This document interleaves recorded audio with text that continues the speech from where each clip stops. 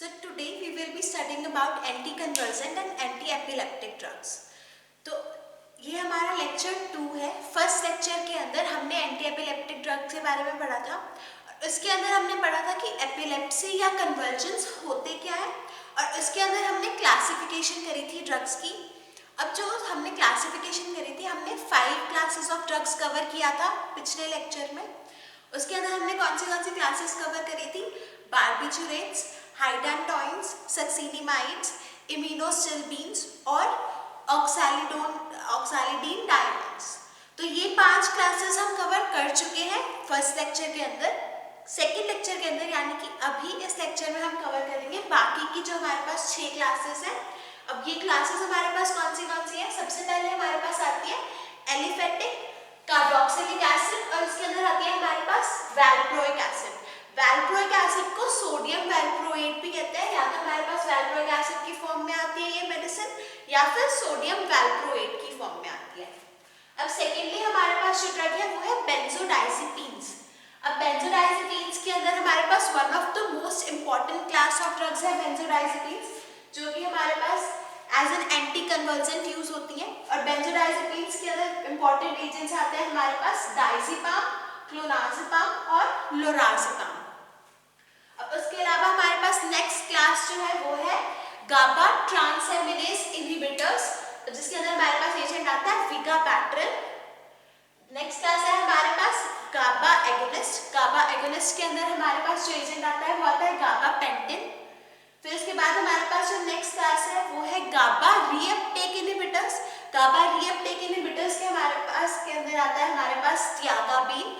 और इसके अलावा इन एजेंट्स के अलावा हमारे पास कुछ मिसलेनियस एजेंट्स भी हैं जो कि एक्चुअल में जिनका हमारे पास जो रोल है या यूज है वो किसी और हमारे पास डिसीज की ट्रीटमेंट के लिए, लेकिन उनका जो एक्शन है वो हमारे पास कन्वर्जेंस को स्टॉप करने के अंदर भी देखा गया है। वो हमारे पास मिसलेनियस क्लास में आते हैं। वो हमारे पास एजेंट्स हैं लैमोट्रिजीन और जोनिक्सामाइड। तो ये जो हमारे पास 6 क्लासेस हैं इन क्लासेस को हम इस लेक्चर में कवर करेंगे। अब सबसे पहले बात करते हैं हमारे पास जो क्लास आती है एलिफेटिक कार्बोक्सिलिक एसिड की, जिसके अंदर हमारे पास आता है वैल्प्रोइक एसिड।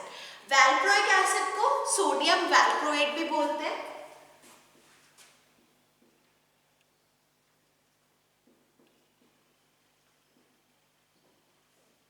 अब जो ये वैल्प्रोइक एसिड है, वैल्प्रोइक एसिड जो है ये अपना जो काम है वो जो इसका मैकेनिज्म ऑफ एक्शन है ये मेजरली हमारे पास यूज होता है for the treatment of epilepsy. और एपिलेप्सी के अंदर भी ये हमारे पास पेटिट मॉल एपिलेप्सी और grand mall epilepsy, last lecture में हमने कवर करा था कि एपिलेप्सी के हमारे पास मेजर 4 टाइप्स हैं। उसके अंदर ग्रैंड मॉल एपिलेप्सी और पेटिट मॉल एपिलेप्सी के अंदर हमारे पास सोडियम वैल्प्रोएट यूज किया जाता है। अब जो सोडियम वैल्प्रोएट है इसका मैकेनिज्म ऑफ एक्शन कैसे दिखाता है? सोडियम वैल्प्रोएट हमारे पास गाबा की जो कंसंट्रेशन है, गाबा अमीनो ब्यूटायरिक एसिड यानी कि गाबा की कंसंट्रेशन को इंक्रीज करवाता है। और ये हमारे पास इंक्रीज करवाता कैसे है? गाबा की कंसंट्रेशन को ये हमारे पास जो गाबा की डिग्रेडेशन होती है after the use in the brain उसको स्टॉप करवाता है। So it increases the concentration of GABA by decreasing the degradation of GABA in the brain. So GABA की हमारे पास डिग्रेडेशन जब कम हो जाएगी तब ऑटोमेटिकली हमारे पास GABA की कंसंट्रेशन इंक्रीज हो जाएगी ब्रेन के अंदर। और जब हमारे पास GABA की कंसंट्रेशन इंक्रीज होगी ब्रेन के अंदर तो हमने पढ़ा कि जो GABA है वो हमारे पास इनहिबिटरी न्यूरोट्रांसमीटर होता है, यानी कि हमारे पास जो न्यूरोट्रांसमिशन है उसको इनहिबिट करता है। तो उसके अंदर हमारे पास GABA एक इम्पॉर्टेंट रोल प्ले करता है। तो उसके अलावा हमारे पास एक first of all how does it increases the concentration of GABA? Number 1 it decreases the degradation of GABA in the brain, first thing. And secondly what it does is it increases the potentiation of GABA activity, यानी कि जो हमारे पास गाबा available है brain के अंदर उसकी जो activity है उसको पोटेंशिएट करवा देता है हमारे पास सोडियम वैल्प्रोएट। और ये हमारे पास यूज किया जाता है ग्रैंड मॉल एपिलेप्सी और पेटिट मॉल एपिलेप्सी के अंदर। अब जो हमारे पास सोडियम वैल्प्रोएट है, वैल्प्रोएट का one of the important side effect हमारे पास आता है सिडेशन और डिजीनेस। और ये हमारे पास जो सोडियम वैल्प्रोएट है, sodium valproate is used in elderly patients. So जो हमारे पास एल्डरली पेशेंट्स है, जो हमारे पास 60-65 के एज के ऊपर के पेशेंट्स हैं, उनके अंदर हम सोडियम वैल्प्रोएट यूज करते हैं। तो next class we have is benzodiazepines. Benzodiazepines के अंदर हमारे पास 3 एजेंट्स हैं, डायजेपाम, क्लोनाजेपाम और लोराजेपाम। सबसे पहले क्लोनाजेपाम की बात करते हैं। क्लोनाजेपाम का हमारे पास एंटी कन्वर्जेंट इफेक्ट होता है। ये जो है हमारे पास गाबा की एक्टिविटी पोटेंशिएट करता है। ये भी तो हमारे पास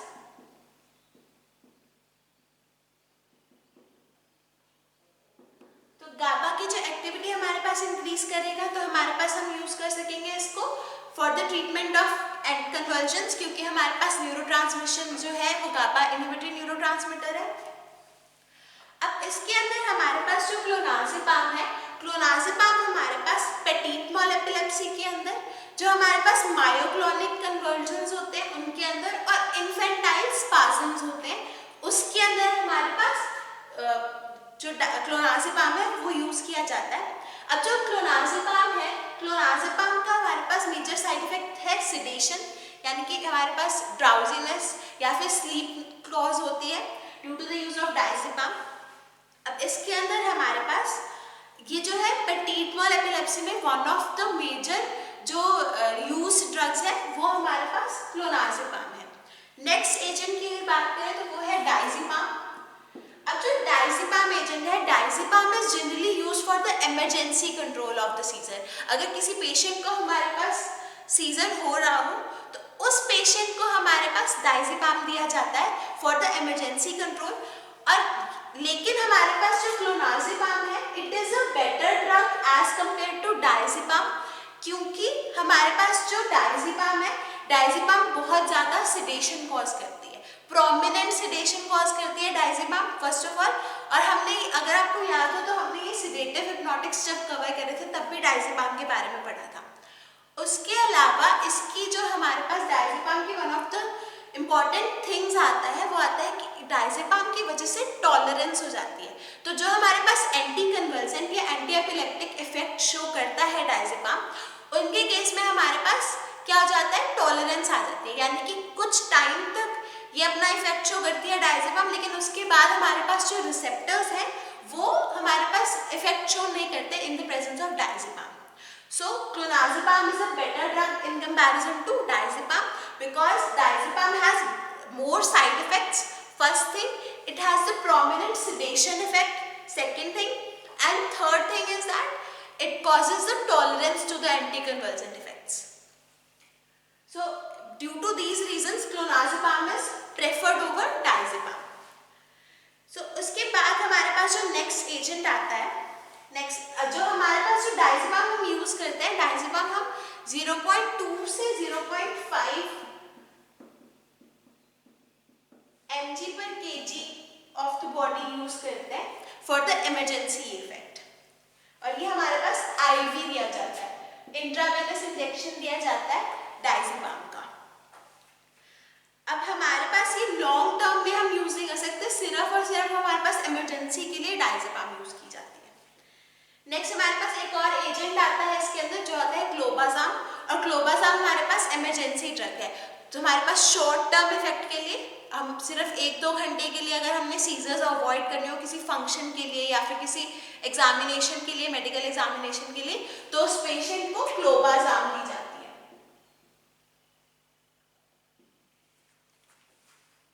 नेक्स्ट जो हमारे पास क्लास आती है वो आती है गाबा ट्रांस एमिनेस इनहिबिटर्स, और इसके अंदर हमारे पास एजेंट है फिगाबैक्टरिन।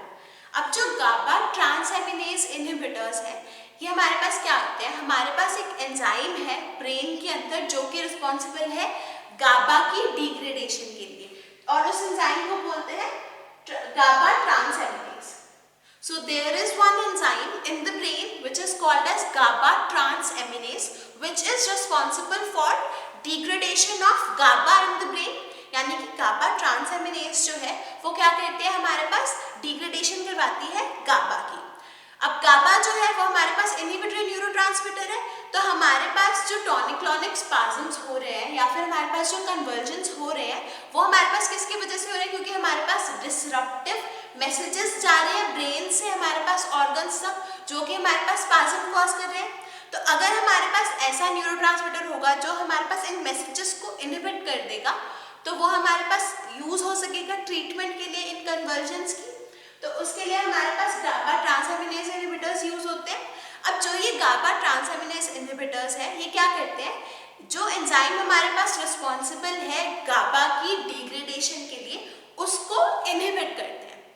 तो हमारे पास गाबा ट्रांसएमिनेज इनहिबिटर्स क्या करते हैं, इसकी नेम से क्लियर है, गाबा ट्रांसएमिनेज जो एंजाइम है हमारे पास इसको इनहिबिट करते हैं।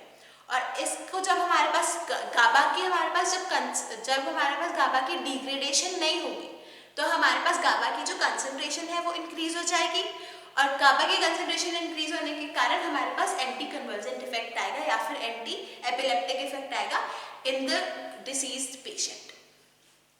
तो हमारे पास मैकेनिज्म ऑफ एक्शन क्लियर है गाबा ट्रांसएमिनेज इनहिबिटर्स का। अब इसके अंदर हमारे पास आता है कि ये यूज कहाँ पे होता है। तो गाबा ट्रांसएमिनेज इनहिबिटर जो है वो हमारे पास मेजरली जो चाइल्डहुड एपिलेप्सीज है, यानी कि जो हमारे पास चिल्ड्रन है उनके अंदर मेजरली यूज होता है। अभी हमने पढ़ा कि जो हमारे पास वैल्प्रोइक एसिड है वो हम एल्डरलीज में यूज करते हैं। हमारे पास जो वैल्प्रोइक एसिड है, वैल्प्रोइक एसिड के अंदर गाबा की कंसंट्रेशन इंक्रीज होती है। हमारे पास जो डायजेपाम, क्लोनाजेपाम और हमारे पास लोराजेपाम है उसके अंदर वो गाबा की जो एक्टिविटी है उसको इंक्रीज करता है।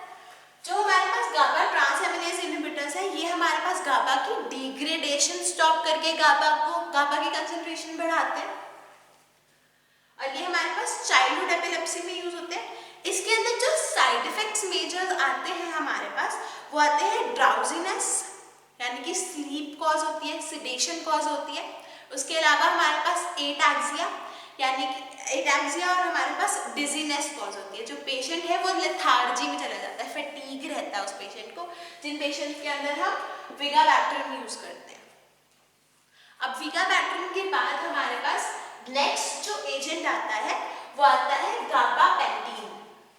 अब जो गाबापेंटीन है वो हमारे पास गाबा एगोनिस्ट आते हैं। अब गाबा एगोनिस्ट क्लास के अंदर हमारे पास जो एजेंट है वो है गाबापेंटीन। अब GABA agonist, what does it mean by GABA agonist? Agonist हमारे पास क्या होता है? एगोनिस्ट आर दोज एजेंट्स और those ligands which when attached to a given receptor they potentiate the effect of the given receptor। तो हमारे पास गाबा agonist क्या हो गया? ऐसे लाइगेंड्स हमारे पास जो गाबा की जो एक्टिविटी है उसको मिमिक करेंगे। तो हमारे पास जो गाबापेंटीन होता है, गाबापेंटीन हमारे पास क्या होता है?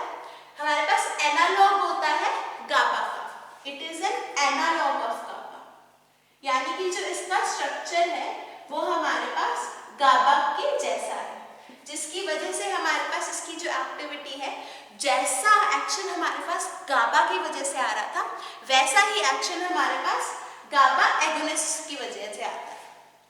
अब हमारे पास उसके अलावा फर्स्ट ऑफ ऑल तो ये जो हमारे पास गाबापेंटीन है ये खुद गाबा का एनालॉग है, जिसकी वजह से हमारे पास इसका जो एक्शन है वो गाबा के जैसा आता है, फर्स्ट थिंग। सेकेंडली हमारे पास जो गाबापेंटीन है, गाबापेंटीन हमारे पास क्या करता है कि रिलीज इंक्रीज करवा देता है गाबा की। So first of all it is an agonist और analogue of GABA and it mimics the action of GABA on the neurons। तो हमारे पास इनहिबिट कर देगा हमारा जो न्यूरोट्रांसमिशन हो रही है। उसके अलावा हमारे पास जो गाबा है उसका जो रिलीज है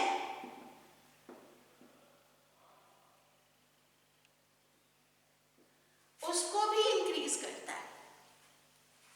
अब गाबा का जब हमारे पास रिलीज इंक्रीज हो जाएगा तब हमारे पास इसकी जो एक्टिविटी है वो भी बढ़ जाएगी। अब इसके अंदर भी हमारे पास जो साइड इफेक्ट्स आते हैं गाबा की रिलीज की वजह से वो हमारे पास सिडेशन, ड्राउजीनेस, उसके अलावा बहुत बार देखा गया है कि हमारे पास उन पेशेंट्स के अंदर नॉजिया, वॉमिटिंग और जीआईटी डिस्टर्बेंसेस जैसे भी साइड इफेक्ट्स देखने को मिलते हैं विद द यूज ऑफ गाबापेंटीन। अब जो हमारे पास नेक्स्ट क्लास ऑफ ड्रग है, नेक्स्ट क्लास ऑफ ड्रग है हमारे पास गाबा रीअपटेक इनहिबिटर्स। अब जो गाबा रीअपटेक इनहिबिटर्स है वो है हमारे पास टियागाबीन। अब जो हमारे पास टियागाबीन है, हमारे पास गाबा रीअपटेक इनहिबिटर्स का क्या मतलब होगा, इनका जो मैकेनिज्म ऑफ एक्शन होता है, ये हमारे पास जो हमारे पास टियागाबीन है ये इनहिबिट करती है हमारे पास रीअपटेक जो होती है गाबा की। अब रीअपटेक का क्या मतलब होता है, हमारे पास जो हमारा इंट्रासेल्युलर फ्लूइड है ब्रेन के अंदर, जो हमारे पास सेरेब्रोस्पाइनल फ्लूइड है उसके अंदर हमें गाबा की कंसंट्रेशन चाहिए ताकि हमारे पास जो न्यूरॉन्स हैं उनके ऊपर गाबा हमारे पास जाके रिसेप्टर्स पे अटैच हो जाए और हमारे पास जो उसका इनहिबिटरी इफेक्ट है वो न्यूरोट्रांसमिशन को स्टॉप कर दे। This we want. So what happens is, बहुत बार ऐसा होता है कि हमारे पास जो गाबा सेरेब्रोस्पाइनल फ्लूइड में होता है या फिर हमारे पास ब्रेन के अंदर होता है उसकी रीअपटेक होनी स्टार्ट हो जाती है, यानी कि हमारे पास ब्रेन सेल्स क्या करते हैं, उन ब्रेन सेल्स को ऐसा फील होता है कि हमारे पास जो गाबा है वो एक्स्ट्रा पड़ा है, ठीक है, उसका कोई यूज नहीं है और उसकी वजह से हमारे पास क्या होता है कि वो रीअपटेक कर देता है और स्टोरेज करनी स्टार्ट कर देता है गाबा की ब्रेन सेल्स के अंदर। तो जब हमारे पास स्टोरेज स्टार्ट हो जाएगी और रीअपटेक हो जाएगी गाबा की, उसकी वजह से हमारे पास गाबा की कंसंट्रेशन कम हो जाएगी इन द ब्रेन और due to that what happens is the tonic clonic convulsions और द ग्रैंड मॉल कन्वर्जेंस और petit mal epilepsy is seen. तो हमारे पास मायोक्लॉनिक कन्वर्जेंस, हमारे पास डिफरेंट टाइप से कन्वर्जेंस आने स्टार्ट हो जाते हैं जब हमारे पास गाबा की जो कंसंट्रेशन है वो डिक्रीज हो जाती है। तो गाबा रीअपटेक इनहिबिटर्स क्या करते हैं, हमारे पास गाबा रीअपटेक इनहिबिटर्स हमारे पास जो रीअपटेक होती है गाबा की उसको इनहिबिट करते हैं and in turn what happens is the concentration of GABA in the brain increases which leads to the inhibition of convulsions. तो इसकी वजह से हमारे पास कन्वर्जेंस नहीं आते। अब गाबा रीअपटेक इनहिबिटर्स के बाद जो हमारे पास नेक्स्ट क्लास ऑफ ड्रग है वो है मिसलेनियस। अब मिसलेनियस के अंदर हमारे पास जो एजेंट्स आते हैं वो आता है लेमोट्रिजीन। अब जो लेमोट्रिजीन है, लेमोट्रिजीन हमारे पास क्या करता है, इसका एक्शन जो हमने कल पढ़ा था कार्बामेजेपिन्स, कार्बामेजेपिन्स के जैसा एक्शन होता है, यानी कि इम्यूनोसेल्बिन जो क्लास पढ़ी थी उसके जैसा एक्शन होता है। अब हमारे पास अमीनोसिल्बीन्स या फिर कार्बामेजेपिन कैसे इफेक्ट कर रहे थे, हमारे पास सोडियम का जो चैनल्स थे, सोडियम चैनल्स को हमारे पास स्टॉप कर देते हैं। Sodium, now we know that sodium is necessary for the neurotransmission. Sodium हमारे पास जरूरी है न्यूरोट्रांसमिशन के लिए। अगर हमारे पास, तो हमारे पास जो हमारी ड्रग है लेमोट्रिजीन वो क्या करती है, सोडियम की जो हमारे पास अवेलेबिलिटी है या सोडियम चैनल्स जो होते हैं उनको स्टॉप कर देती है and due to inhibition of sodium it indirectly inhibits the release of neurotransmitters. और उसके अलावा हमारे पास क्या हो जाता है, जो कन्वर्जेंस हैं जो हमारे पास न्यूरोट्रांसमिशन की वजह से आ रहे थे वो हमारे पास स्टॉप हो जाते हैं। नेक्स्ट जो हमारे पास ड्रग है वो है जोनिसामाइड। अब जो जोनिसामाइड ड्रग है ये हमारे पास एक सल्फोनामाइड डेरिवेटिव होती है। ये हमारे पास क्या करती है, जो कैल्शियम चैनल्स होते हैं, कैल्शियम हमने पढ़ा था कि calcium is necessary for the release of neurotransmitters. जो हमारे पास एक्साइटेटरी न्यूरोट्रांसमिटर्स होते हैं उनकी जो रिलीज है वो हमारे पास कैल्शियम आयन की प्रेजेंस में होती है। तो जोनिसामाइड हमारे पास क्या करता है, कैल्शियम आयंस का जो रिलीज है उसको स्टॉप कर देता है एंड उसकी वजह से हमारे पास क्या हो जाता है, कैल्शियम की जो कंसंट्रेशन है ब्रेन के अंदर वो कम हो जाती है। और जब हमारे पास कैल्शियम की कंसंट्रेशन कम हो जाती है तब हमारे पास जो एक्साइटेटरी न्यूरोट्रांसमिटर्स होते हैं वो रिलीज नहीं होते और हमारे पास इनडायरेक्टली क्या हो जाता है, इनहिबिशन हो जाता है न्यूरोट्रांसमिशन का। अब हमारे पास इस कैल्शियम चैनल्स के अलावा कुछ जो सोडियम चैनल्स हैं उनको भी इनहिबिट करता है हमारे पास जोनिसामाइड। अब जो हमारे पास जोनिसामाइड ड्रग है, जोनिसामाइड हमारे पास यूज की जाती है एब्सेंट सीजर्स के अंदर, यानी कि कुछ हमारे पास पेशेंट्स होते हैं जिनके अंदर एब्सेंट सीजर्स आते हैं, उन पेशेंट्स के अंदर कन्वर्जेंस नहीं आती, लेकिन वो जो पेशेंट है वो हमारे पास कुछ टाइम के लिए कॉन्शियसनेस लॉस हो जाती है उसके अंदर रैपिडली, मतलब सडनली हमारे पास सडन लॉस ऑफ कॉन्शियसनेस हो जाएगी, उन पेशेंट्स के अंदर हमारे पास जोनिसामाइड ड्रग यूज होती है। उसके अलावा हमारे पास इन्फेंटाइल स्पाज़म्स में भी हमारे पास जोनिसामाइड यूज होती है। हमारे पास मिसलेनियस एजेंट्स में और भी ड्रग्स हैं, जैसे कि एसिटाजोलामाइड और एम्फेटामिन, ये भी हमारे पास as a anti convulsant drugs use होती है। इसके बाद आता है हमारे पास ट्रीटमेंट ऑफ एपिलेप्सी, यानी कि जो हमारे पास एपिलेप्सी की ट्रीटमेंट है वो कैसे की जाती है। हमने अभी तक 11 क्लासेस ऑफ ड्रग्स पढ़ी जो कि हमारे पास एपिलेप्सी की ट्रीटमेंट के लिए यूज की जाती है। तो इन 11 क्लासेस में से हमारे पास हमने पढ़ा कि डिफरेंट एपिलेप्सीज के अंदर हमारे पास डिफरेंट एजेंट्स और ड्रग्स यूज होते हैं। तो जैसे कि हमने पढ़ा कि पेटिट मॉल एपिलेप्सी के अंदर हमारे पास हाइडेंटॉइंस यूज होते हैं, या फिर हमने पढ़ा कि ग्रैंड मॉल एपिलेप्सी के अंदर हमारे पास वैल्प्रोइक एसिड और सोडियम वैल्प्रोइट यूज होता है। हमारे पास जो डिफरेंट एजेंट्स ऑफ ड्रग्स हैं they are use in different kinds of epilepsy और डिफरेंट काइंड्स ऑफ कन्वर्जन्स और different kinds of seizures. Depending upon, अगर कोई पेशेंट आता है तो डिपेंडिंग अपॉन कि हमारे पास उस पेशेंट को सीजर कौन से टाइप का है और हमारे पास कॉजेज क्या है उस पेशेंट के जो हमारे पास सीजर्स हैं, depending upon that one of the drug is prescribed. अब जब हमारे पास ड्रग प्रिस्क्राइब की जाती है तो फर्स्ट ऑफ ऑल मिनिमम जो हमारे पास कंसंट्रेशन ऑफ ड्रग है वो प्रिस्क्राइब की जाती है, एंड हमारे पास स्लोली ग्रेजुअली हम इंक्रीज करते हैं कंसंट्रेशन ऑफ ड्रग। अब जब हमारे पास कंसंट्रेशन ऑफ ड्रग हम स्लोली या ग्रेजुअली इंक्रीज करते जाएंगे, तब तक इंक्रीज करनी है जब तक हमारे पास उस पेशेंट के अंदर सीजर्स या कन्वर्जन्स आने बंद हो जाए। तो जब हमने अचीव कर लिया कि हमारे पास रिक्वायर्ड कंसंट्रेशन या रिक्वायर्ड डोज क्या है एक पेशेंट के अंदर, जब हमारे पास जो है वो पेशेंट की सीजर्स और कन्वर्जन स्टॉप हो गए, first of all we do that, and secondly what happens is अगर किसी पेशेंट के अंदर हमारे पास टॉलरेंस आ जाए जो हमने इनिशियली ड्रग प्रिस्क्राइब की थी उसके लिए, तो जब हमारे पास उस पेशेंट के अंदर टॉलरेंस आ जाती है तभी हम सेकेंड एजेंट स्टार्ट करते हैं।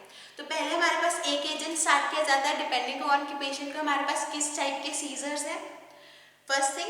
Secondly, what happens is the patient is given the second agent when tolerance for the first agent is seen. जब टॉलरेंस आ जाए तो हमारे पास सेकेंड एजेंट प्रिस्क्राइब किया जाता है। अब उसके बाद हमारे पास जो ट्रीटमेंट है, लास्ट सीजर आने के बाद हमारे पास 3 से 4 साल तक जो हमारे पास ट्रीटमेंट चलता है एपिलेप्सी का। अगर किसी पेशेंट को हमारे पास एक पेशेंट को हमारे पास सीजर आया तो हमारे पास उसका जो सीजर है वो किस डेट को आया उससे तो हमारे पास 3 साल तक या 4 साल तक उसकी जो डोज है, उसकी जो हमारे पास ट्रीटमेंट है वो चलती है, तभी हमारे पास ट्रीटमेंट देखी गई है एपिलेप्सी की। अब उसके अलावा हमारे पास जो अगर हमारे पास जो पेशेंट है वो प्रेग्नेंट है, अगर कोई प्रेग्नेंट फीमेल है तो प्रेग्नेंट फीमेल्स के अंदर हमारे पास जो ये मेडिसिन्स हैं वो स्टॉप नहीं की जाती, क्योंकि हमारे पास कन्वर्जन्स की वजह से भी हमारे पास जो बेबी है उसके अंदर या फिर जो हमारे पास फीटस है उसके अंदर डैमेज हो सकता है। तो अगर हमारे पास ड्रग्स जो है वो साइड इफेक्ट्स शो करेंगी इन द फीटस, तो हमारे पास कन्वर्जन्स जो है वो ज़्यादा साइड इफेक्ट्स शो करेंगी। उनकी वजह से हमारे पास स्पाइनल बाइफिडा जैसी हमारे पास डिफरेंट जो बेबी को डिफॉर्मिटीज़ हो जाएंगी। तो इस वजह से हमारे पास जो प्रेग्नेंट फीमेल्स हैं उनके अंदर भी ये ड्रग्स हमारे पास जो सेफर अल्टरनेटिव्स हैं हमारे पास वो प्रिस्क्राइब किए जाते हैं एपिलेप्सी की ट्रीटमेंट के लिए। और हमारे पास one of the important things जो आती है कि जितनी भी हमारे पास एंटी एपिलेप्टिक या एंटी कन्वल्सेंट ड्रग्स हैं वो हमारे पास जो कॉन्ट्रासेप्टिव्स होते हैं उनकी जो एफिकेसी होती है उसको डिक्रीज कर देते हैं। तो due to decrease of efficacy of contraceptives and due to और हमारे पास क्या करते हैं anti epileptic drugs metabolism increase कर देते हैं कॉन्ट्रासेप्टिव्स का।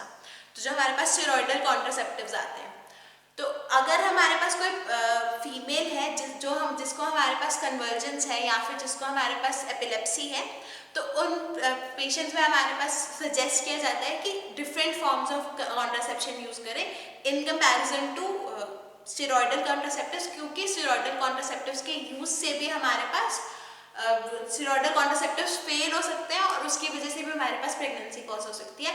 और प्रेगनेंसी कॉज होने की वजह से हमारे पास डिफॉर्मेटिव जो फीटस होता है उसके अंदर डिफॉर्मिटीज आ सकती है.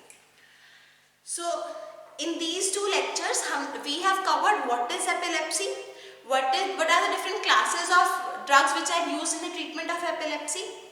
We have also studied the mechanism of action of different classes. We have studied side effects and we have studied the treatment of epilepsy.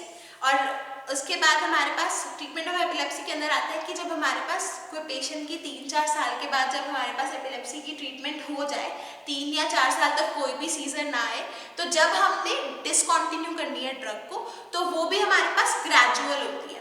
हम एकदम से हम ड्रग्स को स्टॉप नहीं कर सकते बिकॉज हमारे पास सिवियर साइड इफेक्ट्स आते हैं और हमारे पास जो टॉलरेंस के इफेक्ट्स है या फिजिकल डिपेंडेंसी हो जाती है ऑन द ड्रग्स, तो हमारे पास जो कंसंट्रेशन है उसको धीरे धीरे स्टॉप किया जाता है. नेक्स्ट हम करेंगे anti Parkinson drugs. Thank you.